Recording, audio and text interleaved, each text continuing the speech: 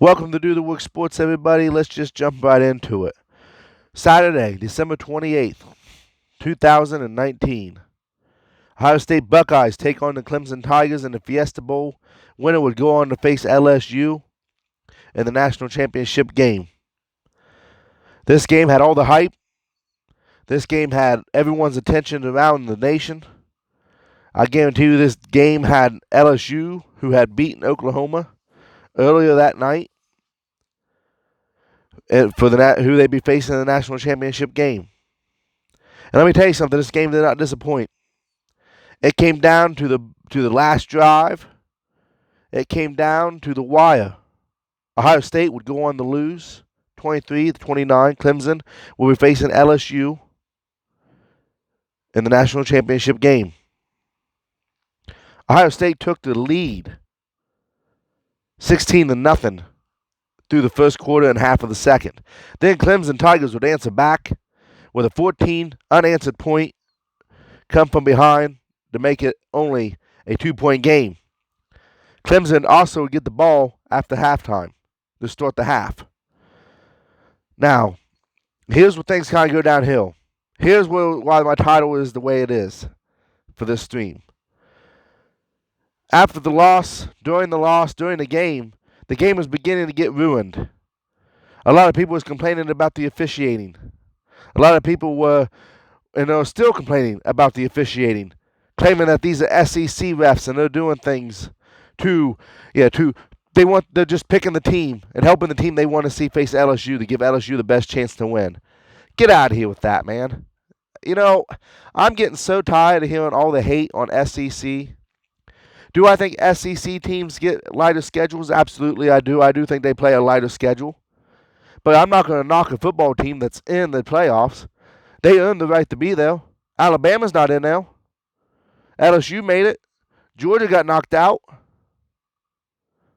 So please, stop with that right now.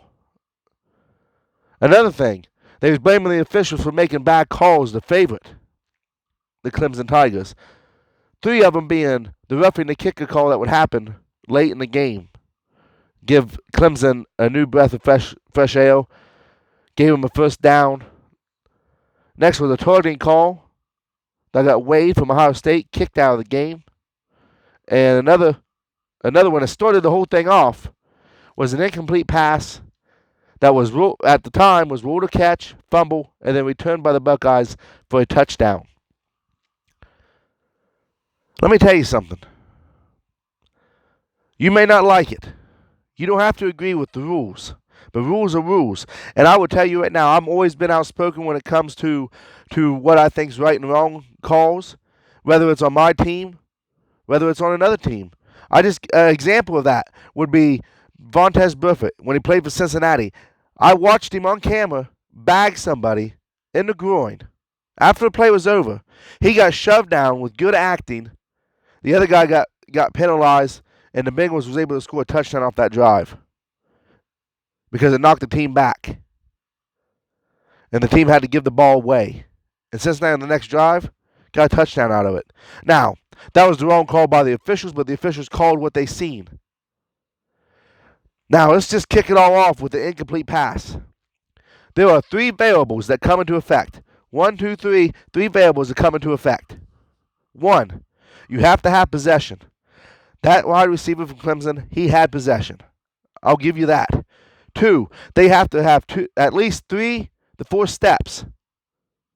They did that. But the third step is the one that was missing. There has to be a obvious offensive move. Whether he jukes, whether he tries to spin out of a hold, whether he does something to turn that ball upfield. And before he gets fully turned around, that ball came out. The officials let the play out. Ohio State picks up the ball, scores a touchdown, everyone's celebrating. But here's the thing. The officials made the right call by letting the play out. And I get it. When it came back after they reviewed the play, and you knew it would be reviewed, and they came out and said that it was not a completed catch. I understand that's frustrating. I've been on that end of the call before. I understand it's frustrating. But it was the right call. according by the rules, NFL and that was the right call. The officials did a good job because if they would have said that was a completed catch, they didn't blow a live ball dead. So they let the play out. I get it though. It's frustrating. I understand that. The targeting call. Now, the targeting call, I get is another aspect. I understand why everybody's upset. You know, the player did not mean to hit the quarterback in the head. Lawrence went down and he bent down to accept the tackle. And he got hit by the crown of the helmet by the Ohio State Buckeye player and Wade. But Wade had already had his helmet down, and you do not, today's age, with the crown of your helmet. You can't. I know you can't anticipate what the other player is going to do. So I understand the frustration. But once again, the officials followed the rule book. It was a targeting call. It was the right call. Wade would get ejected from the game. And I'm sorry, if you base your defense around one player besides Chase Young, and that affects how the rest of the game goes, I'm sorry, that's not right. The next call would be roughing the kicker. Now, this is another one that I understand the frustration on. Trust me, I've been on the other end of this too. But rules are rules, and the officials follow the rules. Do I think that the Ohio State team meant to run into the kicker? Absolutely not. You look back, he tries to back away. He puts his hands up like that. He tries to back away. But it wasn't enough. And the kicker would get lifted off the ground and hit hard. The officials are going to call that every single time. I'm sorry. Like I said, I've been on the receiving end of that. You can't control that. It sucks, but you have to get over it. The game still goes on. There was also another call that Ohio State, when they got into the red zone, they threw it to J.K. Dobbins. He jumps in, crosses the line. The ball comes out as soon as he hits the ground, so he reached out with one hand, and when he hit the ground, the ball flies out. They ruled it an incomplete catch after review. They ruled it the touchdown at first, incomplete catch. That was another good call because the ground cannot force a fumble. Okay? The ground cannot force a fumble, but the ground can cause something to be an incomplete pass. J.K. Dobbins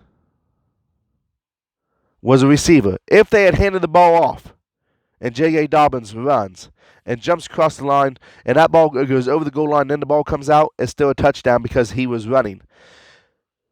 Do I think the rules need to be changed on that? Absolutely. Why does the runner just get to have to cross the ball over the goal line and not have to maintain possession, but a wide receiver does?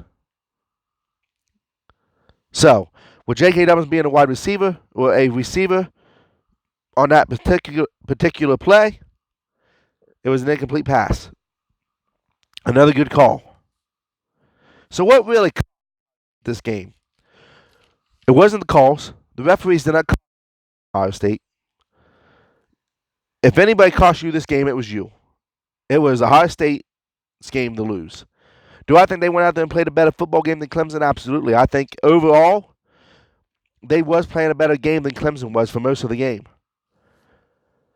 So what really did cost Ohio State the game? If they was playing better, if it wasn't the referees?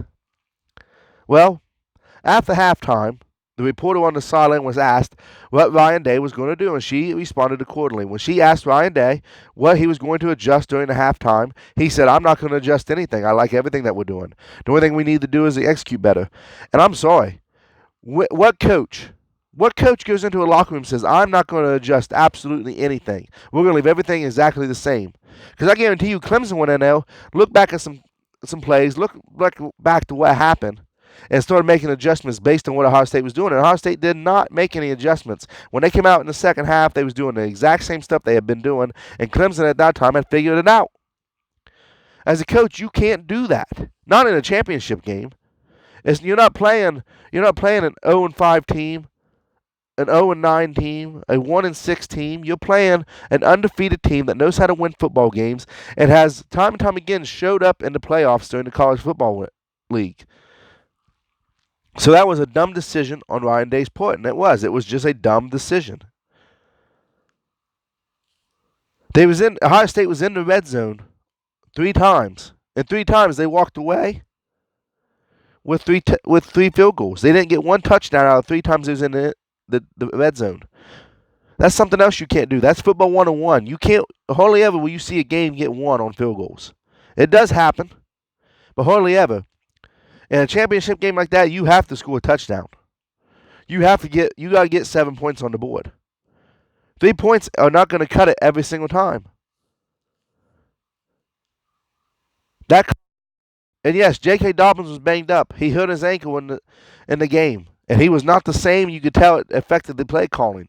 And I said before that if you're going to beat Ohio State, you have to be able to stop J.K. Dobbins. Well, J.K. Dobbins, he was still out there balling, and the man's going to be one heck of an athlete. He's going to be one heck of a running back in the NFL. And it was kind of sad for me as a fan, as a football fan in general, to watch that happen, because then you knew that it was going to affect the game, that Ohio State and J.K. Dobbins was not playing the best game that they could. So yes, that did affect that outcome of the game. But I will tell you this, Ohio State and Ohio State fans, the referees did not cost you this game.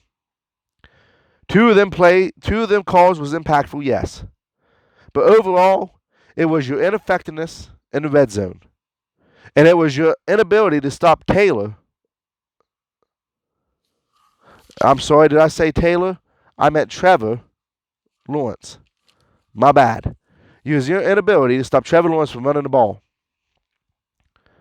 He went off last night. You didn't stop the quarterback. Your receivers and the quarterback was not on the same page on the very last play that Justin Fields threw the ball. And it was an interception that sealed the deal in the end zone. It wasn't the referees. I'm not on here to bad talk Ohio State and Ohio State fans. Listen, I get it. You're frustrated. I understand that. But please stop blaming the refs. This is probably one of the best officiating games I've seen. And yes, to be fair, they did miss a blatant hands-to-the-face call on Chase Young. But overall, the referees let the game play. They let the players play. They stepped in when they had to step in. It was a very good and well officiated game. I understand the frustration. But don't blame the refs. You got to look at yourselves and look at the execution. That's what happened. That's why you guys lost. Tell me what you guys think in the comments. How do you think the officiating was? If you like this content, look through my other videos, hit the like button, hit that subscribe button, it's absolutely free. And I'll see you guys later on Do the Works.